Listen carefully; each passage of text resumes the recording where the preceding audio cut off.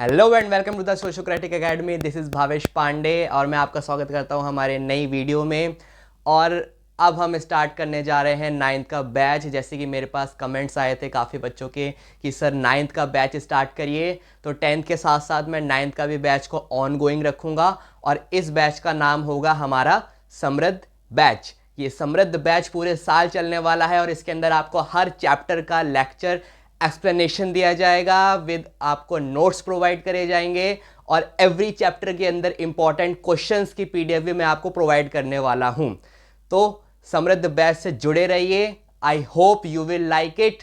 और आज हम क्लास 9th का political science chapter 1 what is democracy and why democracy को स्टार्ट करने वाले हैं। ये बहुत ही अच्छा चैप्टर है और ये चैप्टर पूरी तरीके से डिपेंड करता है, बताता है कि डेमोक्रेसी क्या होती है, डेमोक्रेसी क्या होती है, ये कंट्री में कैसे काम करती है, ये कितने टाइप की होती है और इसके फीचर्स क्या क्या होते हैं। ये सारी चीज़ें हम इस चैप्टर में पढ़ने वाले हैं। एक्चुअली ये क्या है, ये चैप्टर डेमोक्रेसी का ओवरव्यू है। इस चैप्टर को पढ़ने के बाद आपके माइंड में कॉन्सेप्ट तैयार हो जाएगा कि भाई एक्चुअली जो डेमोक्रेसी होती है इसका क्या मतलब होता है और ये किस तरीके से वर्क करती है कंट्री के अंदर। तो भाई चैप्टर का नाम है what is democracy and why democracy.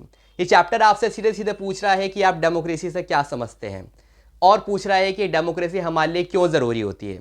तो बेटा अगर मैं बात बताऊं कि आपको डेमोक्रेसी होती क्या है, तो एक्चुअली ये गवर्नमेंट की एक फॉर्म है। It is a form of government in which rulers are the elected by the people.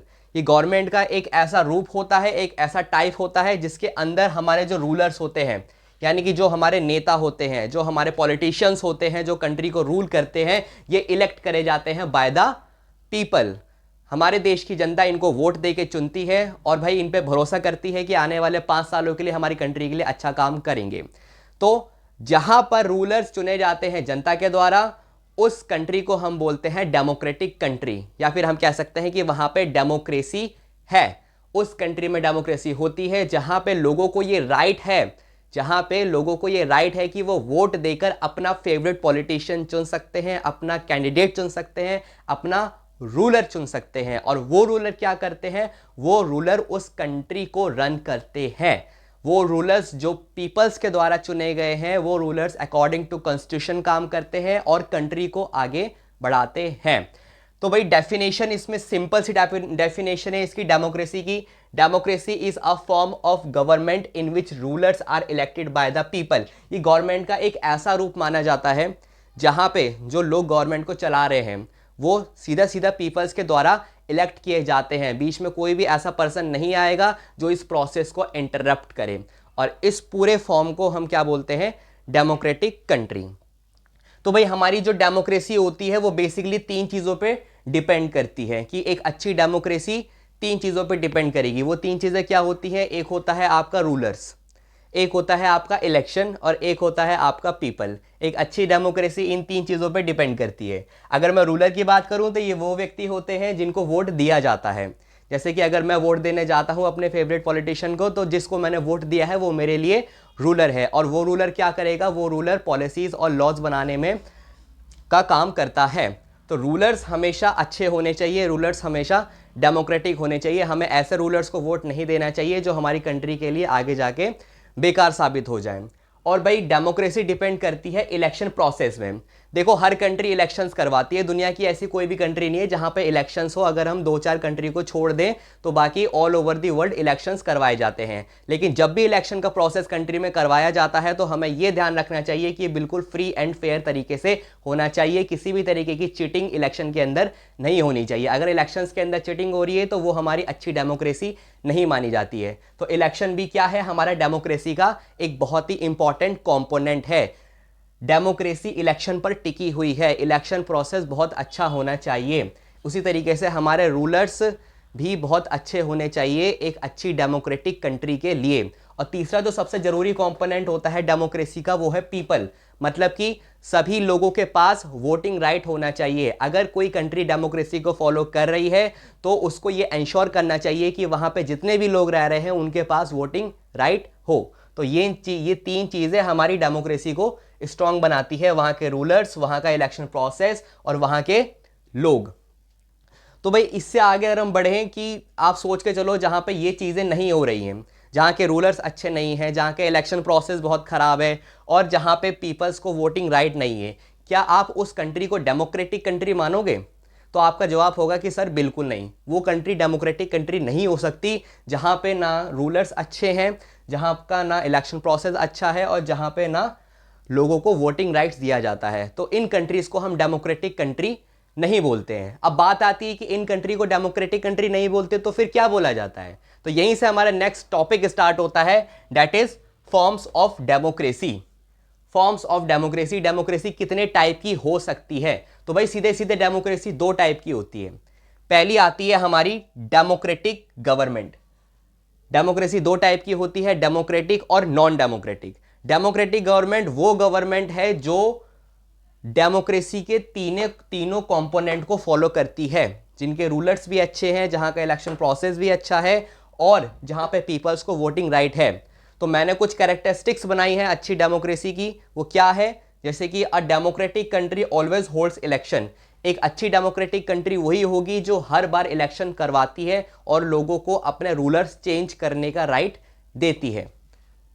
It gives rights to all the people for voting. एक अच्छी डेमोक्रेटिक कंट्री वही होती है जो उसके कंट्री में रहने वाले सभी लोगों को voting right they. It doesn't depend कि वो वुमेन है, मैन है, सभी को वोटिंग राइट दिया जाना चाहिए। That is a good characteristics of democratic country. Third characteristics क्या कहता है? It follows the rule of constitution. अब भाई एक अच्छी डेमोक्रेटिक कंट्री वही है जो कॉन्स्टिट्यूशन को फॉलो करे। सिर्फ इलेक्शन जीत जाना और सभी को वोटिंग राइट दे देना एक अच्छी डेमोक्रेसी की कैरेक्टरिस्टिक्स नहीं है। अगर आपने गवर्नमेंट बनाई है कंट्री के अंदर, तो आपका ये फर्ज बनता है कि आप जितनी भी पॉलिसीज और लॉज बना रहे हैं उसमें कॉन्स्टिट्यूशन को फॉलो करना चाहिए। हमें ह्यूमंस को, पीपल्स को उनके हर तरीके के राइट्स प्रोवाइड कराने चाहिए अकॉर्डिंग टू कॉन्स्टिट्यूशन। तभी आप एक अच्छी डेमोक्रेटिक कंट्री बना सकते हैं, otherwise you can not make a good democratic country. Do not any kind of cheating in election. एक अच्छी डेमोक्रेटिक कंट्री वही होती है जो इलेक्शन के टाइम में किसी भी तरीके की चीटिंग नहीं करे। आगे हम चैप्टर में पढ़ेंगे कि ऐसी बहुत सारी कंट्रीज है जिन्होंने इलेक्शन जीतने के लिए चीटिंग करती हैं। तो लेकिन हम उन कंट्रीज को डेमोक्रेटिक कंट्री नहीं बोलेंगे। जो कंट्रीज फ्री एंड फेयर तरीके से, बिना किसी चीटिंग के, बिना किसी डर्टी ट्रिक्स के इलेक्शंस को हेल्ड करवाती है, वही कंट्री हमारे लिए क्या होती है? Democratic country. इसका एग्जांपल मैं दूं तो इंडिया एक बहुत अच्छा एग्जांपल है। India one of the biggest democracy है वर्ल्ड के अंदर और इंडिया इन सारी चीज़ों को फॉलो भी करता है। इंडिया इलेक्शंस टाइम पे करवाता है, इंडिया फ्री एंड फेयर तरीके से इलेक्शंस करवाता है, इंडिया में सभी को वोटिंग राइट्स है, चाहे वो मैन हो वुमेन हो, ये डिपेंड नहीं करता। हर एक पर्सन को जो 18 ईयर अबव है उसको वोटिंग राइट दिया जाता है। तो ये सारी चीज़ें किसकी कैरेक्टरिस्टिक्स हैं? एक अच्छी डेमोक्रेटिक कंट्री की। बहुत बढ़िया, आपको समझ में आ रहा होगा, दिमाग में सारी चीज़ें जा रही होंगी। अब जो सेकंड फॉर्म होती है डेमोक्रेटिक गवर्नमेंट की, वो होती है नॉन डेमोक्रेटिक। अभी मैंने आपको बताया कि डेमोक्रेटिक कंट्री क्या होती है, वो ये सारी अच्छी चीज़ें फॉलो करती हैं। अब जो गवर्नमेंट इन चीज़ों को फॉलो नहीं कर रही है, जो ना इलेक्शंस को टाइम पे करवाती है, इलेक्शंस में चीटिंग करती है, वहाँ के रूलर्स बेकार है, वहाँ के पीपल्स को राइट नहीं है, तो वो गवर्नमेंट हो जाती है हमारी नॉन डेमोक्रेटिक। अब उसको देखते हैं कि उसकी क्या कैरेक्टरिस्टिक्स होती हैं। तो बेटा मैं दूसरे टाइप की अगर गवर्नमेंट की बात करूं कि कितने टाइप्स की हमारी डेमोक्रेसी के अंदर गवर्नमेंट होती है, तो दूसरी टाइप की गवर्नमेंट आती है हमारी नॉन डेमोक्रेटिक गवर्नमेंट। अब ये non democratic government democratic government के जस्ट अपोजिट है। जैसे डेमोक्रेटिक गवर्नमेंट के अंदर तो इलेक्शंस टाइम पे होते हैं, सभी को वोटिंग राइट होता है, किसी भी तरह की चीटिंग नहीं होती, फ्री एंड फेयर तरीके से इलेक्शंस करवाए जाते हैं। लेकिन नॉन डेमोक्रेटिक कंट्रीज वो होती हैं जिसके अंदर कहने को तो डेमोक्रेसी है बट वो डेमोक्रेसी को फॉलो नहीं करते। अभी इनके एग्जांपल्स कैरेक्टरिस्टिक्स हो सकते हैं, जैसे they do not conduct election in fair manner. कुछ ऐसी कंट्रीज भी हैं वर्ल्ड के अंदर जो चीटिंग करके इलेक्शंस करवाती हैं और उनको जीतने का काम करती हैं। Do not provide rights to all the peoples to vote. कुछ ऐसी कंट्रीज भी हैं वर्ल्ड के अंदर जो अपने पीपल्स को, लोगों को पूरी तरीके का वोटिंग राइट्स नहीं देती, सभी को वोटिंग राइट्स नहीं देती। और sometime government harasses rights of the people, और कभी कभी वो गवर्नमेंट्स क्या करती हैं जो लोगों के बेसिक राइट्स होते हैं, फंडामेंटल राइट्स होते हैं, जैसे कि राइट टू एजुकेशन हो गया, राइट टू हेल्थ हो गया, राइट टू रिलीजन हो गया, सभी लोग अपने धर्मों का पालन कर सकते हैं, सभी लोग शिक्षा ले सकते हैं, सभी लोग स्वास्थ्य सेवाओं का उपयोग कर सकते हैं। ये जो बेसिक राइट्स होते हैं हमने पढ़ रखे हैं पहली क्लासेस में, जो हमारे 6 फंडामेंटल राइट्स होते हैं, उनको भी नहीं प्रोवाइड कराती है। और candidate do not elect bye the people, और कुछ कंट्रीज ऐसी हैं जहाँ पे वोट तो जनता देती है कैंडिडेट को, लेकिन वो लोग वो कैंडिडेट्स होते हैं जो वहाँ के आर्मी ऑफिसर्स के द्वारा चुने गए हैं। मतलब हम कह सकते हैं कि दुनिया में कुछ कंट्रीज ऐसी भी हैं जहाँ पे कहने को तो इलेक्शंस होते हैं, लेकिन वो जो कैंडिडेट हैं वो इलेक्टेड होते हैं बाय द वहाँ के आर्मी ऑफिसर्स। तो क्या हम इन कैरेक्टरिस्टिक्स को फॉलो करने वाली कंट्रीज को डेमोक्रेटिक कंट्री बोलेंगे? नहीं, हम उनको बिल्कुल डेमोक्रेटिक कंट्री नहीं कह सकते, क्योंकि वो किसी भी तरीके से डेमोक्रेटिक रूल्स को फॉलो नहीं कर रही। इनके एग्जांपल्स है जैसे पाकिस्तान, चाइना, मैक्सिको। अब ये पाकिस्तान, चाइना, मैक्सिको इनके एग्जांपल्स क्यों हैं, ये हम अपने नेक्स्ट टॉपिक में पढ़ेंगे, जो कि है हमारा फीचर्स ऑफ डेमोक्रेसी। पेपर के अंदर क्वेश्चन आता है कि what are the features of democracy, on which basis you can say that this is a democratic country और this is not a democratic country. आप किस आधार पे कह सकते हैं कि ये कंट्री डेमोक्रेटिक है और ये कंट्री डेमोक्रेटिक नहीं है? तो इसके 4 फीचर्स होते हैं डेमोक्रेसी के, और वो 4 फीचर्स बहुत ज़रूरी है। हम उनको विद एग्जाम्पल देखेंगे कि दुनिया में ऐसी कौन सी कंट्रीज़ हैं जो नॉन डेमोक्रेटिक हैं और वो नॉन डेमोक्रेटिक क्यों हैं। इसके अंदर हम पाकिस्तान, चाइना, मैक्सिको, जिम्बाब्वे का एग्जाम्पल पढ़ेंगे, और ये बहुत इंपॉर्टेंट टॉपिक है। तो चलिए स्टार्ट करते हैं हमारा फीचर्स ऑफ डेमोक्रेसी। तो बेटा अगर हम अपने डेमोक्रेसी के पहले फीचर्स की बात करें तो पहला फीचर हमें बताता है, अब हम फीचर्स पढ़ने जा रहे हैं, तो फर्स्ट फीचर हमें बताता है डेमोक्रेसी का कि in a democracy the final decision making power must have to those elected by the people. अब एक डेमोक्रेसी के अंदर मैंने आपको बताया ना कि इलेक्शंस होते हैं, इलेक्शंस में पीपल डायरेक्ट अपने कैंडिडेट को वोट देती है और वो डायरेक्ट जो कैंडिडेट होते हैं वो पॉलिसीज बनाने का काम करते हैं। अब आप एक बात सोचो कि अगर कोई कंट्री ऐसी हो जहाँ पे पीपल वोट तो दे रहे हैं अपने कैंडिडेट को, अपने पॉलिटिशियंस को चुन रहे हैं, लेकिन उनके पास कोई ऐसी पावर ही नहीं है कि वो डिसीजंस को ले सकें, तो फिर उस इलेक्शन का फ़ायदा क्या? और इस चीज़ का सबसे बढ़िया हमें एग्जाम्पल देखने को मिलता है पाकिस्तान का। अब पाकिस्तान में क्या है कि एक केस हुआ था जहां पे Pervez Musharraf was an army general, एक व्यक्ति थे जिनका नाम था जनरल परवेज़ मुशर्रफ और वो एक आर्मी ऑफिसर थे। अब उन परवेज़ मुशर्रफ ने क्या करा था, 2002 में he passed a referendum in 2002 to make president himself. He passed a referendum in 2002।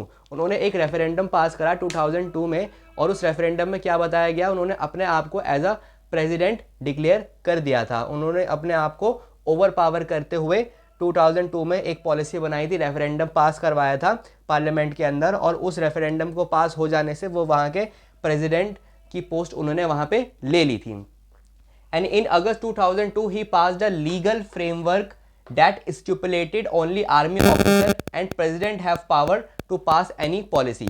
और 2002 अगस्त में वहाँ पे एक लीगल फ्रेमवर्क पास कराया गया, और ये लीगल फ्रेमवर्क में ये कहा गया था कि पाकिस्तान के अंदर जितनी भी पॉलिसीज़ और रूल्स बनेंगे उसका जो फाइनल डिसीजन होगा, जो फाइनल पावर होगी उस लॉ को पास कराने की, वो होगी वहाँ के आर्मी ऑफिसर्स के पास और वहाँ के प्रेसिडेंट के पास। अब एक बात आप सोचिए कि जनता ने जिन लोगों को वोट दिया था, जिन कैंडिडेट को वोट दिया था, वो डिसीजन नहीं ले रहे हैं, उनके पास कोई पावर नहीं है, वो पावर हट के कहाँ चली गई? वो पावर हट के चली गई वहाँ के आर्मी ऑफिसर्स पे और वहाँ के प्रेसिडेंट पे। तो हम कह सकते हैं कि ये एक नॉन डेमोक्रेटिक कंट्री का एग्जाम्पल है, क्योंकि इसके अंदर जिन लोगों को पीपल्स ने इलेक्टेड करा था, उस इलेक्टेड पीपल्स के पास कोई डिसीजन मेकिंग पावर है ही नहीं।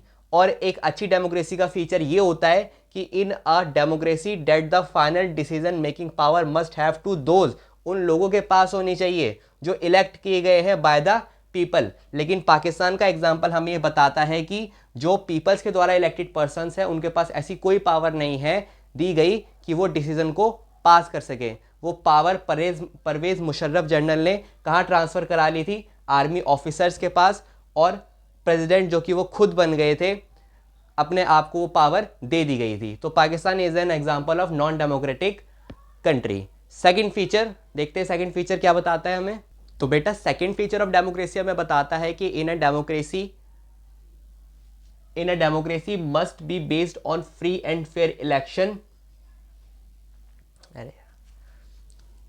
तो बेटा सेकंड फीचर ऑफ डेमोक्रेसी हमें बताता है कि a democracy must be based on a free and fair election where those in currently in power have a fair chance of losing.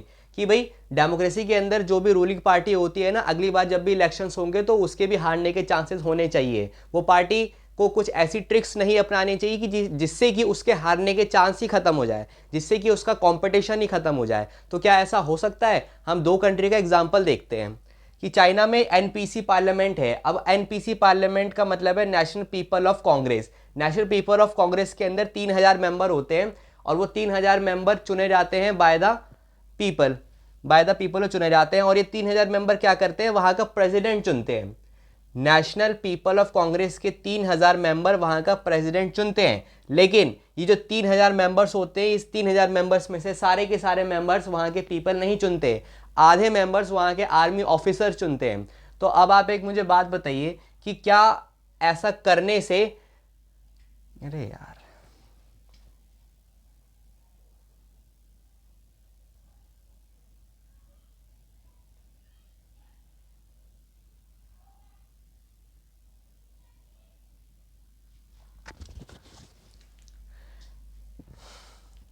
तो बेटा सेकंड फीचर ऑफ डेमोक्रेसी हमें बताता है, इसे देखो आप, a democracy must be based on a free and free election where those currently in power have a fair chance of losing. कि democracy के अंदर इलेक्शंस हमेशा फ्री एंड फेयर तरीके से करवाना चाहिए, मतलब कि उसके अंदर किसी भी प्रकार की चीटिंग नहीं होनी चाहिए इलेक्शन प्रोसेस के अंदर। और इलेक्शन करवाते टाइम ये भी प्रोविजन होना चाहिए, ऐसा भी होना चाहिए कि जो पार्टी उस टाइम पे रूल कर रही है उसके भी हारने के चांस हो।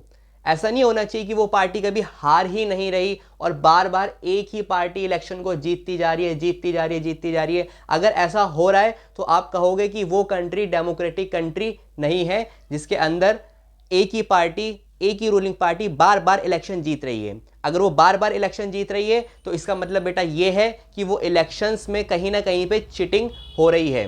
तो दो कंट्री का एग्जांपल हम देख के समझेंगे कि ऐसा कैसे हो सकता है। अब मैं चाइना का एग्जांपल आपको बताऊं, एग्जांपल ऑफ चाइना। बेटा चाइना के अंदर एनपीसी है, एनपीसी पार्लियामेंट है जिसका नाम है नेशनल पीपल ऑफ कांग्रेस। अब इस पार्लियामेंट के अंदर 3000 मेंबर होते हैं और ये 3000 मेंबर वहां के प्रेसिडेंट को चुनते हैं। लेकिन ये जो 3000 मेंबर आप देख रहे हो, ये 3000 मेंबर भी वहां के पीपल्स के द्वारा डायरेक्ट नहीं चुने गए। इस 3000 में से आधे पर्सन जो है वहां के आर्मी ऑफिसर चुनते हैं। और चाइना के अंदर सिंगल पार्टी रूल है। चाइना के अंदर बेटा एक ही पार्टी है जो है कम्युनिस्ट पार्टी। यहां पे मैंने नाम लिखा है कम्युनिस्ट पार्टी। अब ये कम्युनिस्ट पार्टी किस तरीके से वहां के इलेक्शंस को फ्री एंड फेयर नहीं होने देती, उसका रीजन ये है कि candidate needs to take permission from communist party to contest election. अगर आप चाइना के अंदर अपनी खुद की पार्टी बनाना चाहते हो और इलेक्शंस में कंटेस्ट करना चाहते हो, इलेक्शंस में पार्टिसिपेट करना चाहते हो, so you will have to ask to वहाँ की कम्युनिटी पार्टी, वहाँ की कम्युनिस्ट पार्टी से आपको पूछना पड़ेगा कि अगर आप वहाँ के इलेक्शंस लड़ना चाहते हो कि नहीं। अगर ये कम्युनिस्ट पार्टी आपको पास कर देती है, आपको अलाउ कर देती है, तभी आप चाइना में इलेक्शंस लड़ सकते हो। तो आपके माइंड में क्या आ रहा है, क्या ये चीज़ें एक डेमोक्रेटिक कंट्री का एग्जाम्पल है? क्या कम्युनिस्ट पार्टी से बार बार परमिशन लेना इलेक्शंस के लिए क्या एक डेमोक्रेटिक कंट्री का एग्जाम्पल है? तो आंसर होगा बिल्कुल भी नहीं, क्योंकि यहाँ पे सारे चांसेस खत्म हो रहे हैं। यहाँ पे एक ही पर्सन के जीतने के चांसेस बार बार हैं। और मैक्सिको का एग्जाम्पल अगर हम देखें तो मैक्सिको के अंदर PRI इंस्टीट्यूशनल रिवॉल्यूशनरी पार्टी होती है। अब PRI पहले के टाइम में बहुत ज़्यादा फेमस थी अपनी डर्टी ट्रिक्स के लिए। ऐसा क्यों बोला जाता है? क्योंकि ये जो PRI पार्टी थी ये वहाँ के गवर्नमेंट टीचर्स को फोर्स करती थी कि वो अपने पेरेंट्स को, अपने स्टूडेंट्स के पेरेंट्स को बोले कि आपको वोट PRI पार्टी को ही देना है। तो इस तरीके से वहाँ पे क्या हो रहा था, PRI पार्टी कंटिन्यूसली जीत रही थी। और किसी भी पार्टी का कंटिन्यूसली जीतना, it is a not a good example of democratic country. फिर वो बात आ जाती है आपकी नॉन डेमोक्रेटिक कंट्री के अंदर। तो सेकंड फीचर हमें ये बताता है कि कोई भी पार्टी बार बार नहीं जीतनी चाहिए और इलेक्शंस को हमेशा बिना चीटिंग के करवाना चाहिए। जबकि चाइना के अंदर ये गलत हो रहा था। चाइना के अंदर सिंगल पार्टी रूल था, कम्युनिस्ट पार्टी, जहाँ पे हर बार कम्युनिस्ट पार्टी ही जीता करती थी। और मैक्सिको के अंदर PRI पार्टी हमेशा इलेक्शंस को जीता करती थी, क्योंकि ये दोनों तरह की पार्टी इलेक्शंस के अंदर चीटिंग की हेल्प लेती थी। और थर्ड फीचर अब देखते हैं हम, थर्ड फीचर क्या है हमारी डेमोक्रेसी का। तो अब हम बढ़ते हैं थर्ड फीचर ऑफ डेमोक्रेसी की तरफ। थर्ड फीचर ऑफ डेमोक्रेसी क्या कहता है, इसको देखो। In a democracy each citizen must have one vote and each vote must have one value. मतलब कि एक अच्छी डेमोक्रेसी कंट्री के अंदर हर एक पर्सन के पास एक वोटिंग राइट होना चाहिए और उसके द्वारा दिया गया एक वोट की वैल्यू भी एक होनी चाहिए। जैसे मैं आपको एग्जांपल देता हूँ, सपोज आप वोट देने जा रहे हो, आपने एक वोट दिया, तो गवर्नमेंट ऐसा थोड़ी करेगी कि आपके द्वारा दिए गए एक वोट को 100 के बराबर काउंट करेगी। भाई आपके द्वारा दिया गया एक वोट की वैल्यू भी एक होगी और आपको वोटिंग राइट भी होगा, ये तो कंपलसरी है। तो ये क्या है, ये हमारा थर्ड फीचर ऑफ डेमोक्रेसी है, जो कि हमें ये बताता है कि हर एक पर्सन के पास एक वोटिंग राइट होना चाहिए। लेकिन भाई कुछ कंट्रीज ऐसी हैं जो इसके बिल्कुल ऑपोजिट काम करती हैं। कैसे ऑपोजिट काम कर रही हैं? जैसे example of Saudi Arabia. Until 2015 2015 तक women did not have voting rights in the country. अब सऊदी अरेबिया के अंदर 2015 से पहले वहां की सारी वुमेन्स को वोटिंग राइट नहीं था। तो क्या आप कहोगे कि सऊदी अरेबिया डेमोक्रेटिक कंट्री है? बिल्कुल नहीं, यहाँ पे ये नॉन डेमोक्रेटिकली काम कर रही है। अब एग्जाम्पल ऑफ एस्टोनिया। एस्टोनिया में क्या है? एस्टोनिया बहुत छोटा कंट्री है नॉर्दर्न यूरोप में, यूरोप कॉन्टिनेंट के नॉर्थ पार्ट में एस्टोनिया आता है। एस्टोनिया ने क्या रूल बना रखा है कि कोई भी इंसान, रशिया का कोई भी पर्सन एस्टोनिया आ जाता है, एस्टोनिया में आके वो सिटीजनशिप ले लेता है, लेकिन तब भी हम उसको वोट नहीं देने देंगे। क्यों नहीं वोट देने देंगे? कि अगर वो माइनॉरिटी सेक्शन से बिलोंग कर रहा है, अगर वो पर्सन माइनॉरिटी सेक्शन से बिलोंग कर रहा है, मतलब माइनॉरिटी सेक्शन वो होते हैं जो लोअर कास्ट होती है हमारी, जैसे हमारे यहाँ SC ST OBC को माइनॉरिटी सेक्शन माना जाता है, ऐसे यूरोप की भी कुछ कास्ट है जैसे कि ज्यूस हो गया, तो वहां पे वो माइनॉरिटी सेक्शन के अंदर है। तो अगर वो माइनॉरिटी सेक्शन एस्टोनिया में जाके रहने लगता है तो एस्टोनिया वाले उनको वोटिंग राइट नहीं देते हैं। और वैसे ही फिजी का एग्जाम्पल, फिजी में क्या है? फिजी भी एक बहुत छोटा कंट्री है। अब फिजी का क्या रूल है कि फिजी के अंदर अगर कोई इंडिया का पर्सन जाके रहने लग जाए, भारत से कोई फिजी चला जाए, फिजी में जाके वो सिटीजनशिप भी ले लेता है, लेकिन तभी भी फिजी वाले उसको अलाउ नहीं करेंगे। Fiji any Indo Fijian do not allowed in Fiji to vote. कोई भी इंडो फिजियन व्यक्ति, इंडो फिजियन मतलब जो इंडिया से जाके वहां रहने लग रहा है, उसको वोटिंग राइट नहीं दिया जाता है। तो भाई ये तीनों एग्जांपल है नॉन डेमोक्रेटिक कंट्रीज का, क्योंकि इन तीनों कंट्री के अंदर किसी भी पर्सन को अच्छे तरीके से वोटिंग राइट नहीं दिया गया है। फोर्थ फीचर ऑफ डेमोक्रेसी देखते हैं। नाउ अब हम पहुंच गए हैं fourth feature of democracy. This is the last but not least feature. अभी आखिरी फीचर हमारा डेमोक्रेसी का क्या कहता है? तो ये कह रहा है भाई, a democratic government rules within limit set by the constitutional laws and citizens right. कि एक डेमोक्रेटिक कंट्री को सिर्फ इलेक्शन करवाना काफी नहीं है, लोगों को वोट देना काफी नहीं है। इलेक्शन हो जाने के बाद का जो टाइम होता है, जब गवर्नमेंट के काम करने का टाइम आता है, तो उस टाइम पे गवर्नमेंट को अच्छे तरीके से कॉन्स्टिट्यूशन को फॉलो करते हुए काम करना चाहिए। लोगों को राइट्स पूरे करने चाहिए, लोगों के राइट्स को हैरास नहीं करना चाहिए। मतलब अ democratic country rules within limit set, जो लिमिट सेट की गई है कॉन्स्टिट्यूशन के अंदर, जो रूल्स दिए गए हैं गवर्नमेंट को, जिन रूल्स को फॉलो करके एक गवर्नमेंट काम करती है, उन रूल्स का फॉलो करना जरूरी है। By constitutional laws and citizens right, constitution के संविधान के हमारे जो नियम दिए गए हैं और जो मानव अधिकार दिए गए हैं, नागरिकों के अधिकार दिए गए हैं, उन सारे अधिकारों का पालन करना एक अच्छी डेमोक्रेटिक गवर्नमेंट का काम होता है। लेकिन भाई जिम्बाब्वे बिल्कुल इसका ऑपोजिट काम कर रहा था। जिम्बाब्वे के अंदर ZANU-PF पार्टी थी। अब इस ZANU-PF पार्टी को क्रिटिसाइज क्यों किया जाता है? क्योंकि ये जो पार्टी क्या करा था, इसने इलेक्शंस को जीतने के बाद जितने भी वहां के पीपल्स के जो बेसिक राइट्स थे, जो फंडामेंटल राइट्स थे, वो उससे छीन लिए थे। सारे राइट्स को छीन लिया गया था। ये पार्टी अपने अकॉर्डिंग काम करती थी, ना कोई कॉन्स्टिट्यूशन फॉलो इसने करा इलेक्शंस को जीतने के बाद, ना लोगों के राइट्स सिक्योर करे, ना लोगों की नीड्स को पूरा करा। तो जिम्बाब्वे के अंदर this government change the constitution several times, और इस गवर्नमेंट ने वहां के कॉन्स्टिट्यूशन को कई बार चेंज करा, बार बार कुछ ना कुछ वो चेंजेस लेके आते थे। और it's leader Robert Mugabe ruled since independence 1980 में जिम्बाब्वे को इंडिपेंडेंस मिला, और तब से लेके वहां के जो इस पार्टी के लीडर थे, ZANU-PF पार्टी के जो लीडर थे रॉबर्ट मुगाबे, उन्होंने ही इंडिपेंडेंस के बाद से पूरा कंट्री को रूल किया गया। ना ही इसके अंदर इलेक्शंस फ्री एंड फेयर तरीके से कराए गए, और ना ही सबको वोटिंग राइट्स था अच्छे तरीके से, और इलेक्शंस को जीतने के बाद भी नहीं रुके। इलेक्शन को जीतने के बाद भी जो लोगों के राइट्स थे उनको छीनना शुरू कर दिया था इस पॉलिटिकल पार्टी ने। Media and television were controlled by the government. अब रॉबर्ट मुगाबे की जो पार्टी थी, इसने पूरी तरीके से वहां की मीडिया को अपने कंट्रोल में रख रखा था। न्यूज वाले अपने टीवी पे, न्यूज चैनल पे कुछ भी ऐसी न्यूज जो इस पार्टी के अगेंस्ट हो नहीं चला सकते। और government ignored Supreme Court judgement. और वहां का जो कोर्ट सिस्टम था, कोर्ट ने जो डिसीजन लेती थी किसी भी पर्टिकुलर पॉलिसी के, उस डिसीजंस को भी ये पार्टी इग्नोर करती थी, नहीं मानती थी। तो क्या जिम्बाब्वे का डेमोक्रेसी का स्ट्रक्चर डेमोक्रेटिक है? नहीं भाई, जिम्बाब्वे का डेमोक्रेसी का स्ट्रक्चर पूरी तरीके से नॉन डेमोक्रेटिकली वर्क कर रहा था। जबकि फोर्थ फीचर के अकॉर्डिंग हमें यह बताया जा रहा है कि एक डेमोक्रेसी के अंदर जो गवर्नमेंट काम कर रही है उस गवर्नमेंट को हमारे कॉन्स्टिट्यूशन की लिमिट्स में रह के काम करना चाहिए, उसके लॉज को अच्छे से पढ़कर काम करना चाहिए और लोगों के सभी तरीके के राइट्स पूरे करने चाहिए। जबकि जिम्बाब्वे ऐसा कुछ भी नहीं कर रही थी। तो इसी के साथ हमारे ये 4 अच्छे अच्छे फीचर्स खत्म होते हैं। नेक्स्ट टॉपिक हम स्टार्ट करेंगे इसमें आपका why do we need democracy, हमें डेमोक्रेसी की जरूरत क्यों होती है। अभी तो हमने समझा भाई ये होती क्या है और इसके फीचर्स क्या हैं। अब हम ये समझेंगे कि अगर डेमोक्रेसी किसी कंट्री में नहीं होगी तो किस तरह की सिचुएशंस हमें देखने को मिल सकती हैं। तो मैं मिलता हूं आपसे नेक्स्ट वीडियो में। इस वीडियो के नोट्स मैंने डिस्क्रिप्शन में दे दिया, आप वहां से जाके डाउनलोड कर लीजिए, उसको पढ़िए। और नेक्स्ट वीडियो में हम नेक्स्ट टॉपिक डिस्कस करेंगे why do we need democracy और इसके इंपॉर्टेंट क्वेश्चंस भी डिस्कस करेंगे। टिल देन हैप्पी लर्निंग, पढ़ते रहिए, खुश रहिए, बाय बाय।